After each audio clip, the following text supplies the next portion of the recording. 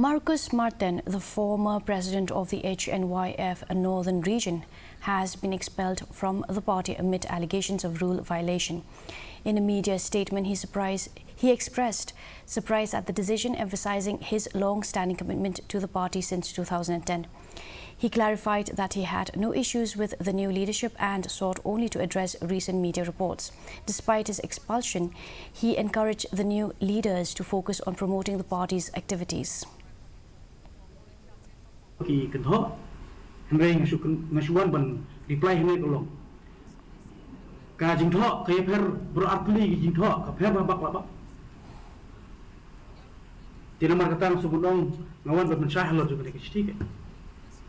Barhadu mentang macam lawan dia kecing semua Hnyf dah kamen marbalai ngalade ban beri usumbai jong kasing cuna po dong ribuan tigini kisumbai ngaso dong bagi wei tu kini kai ya tahu so batiang.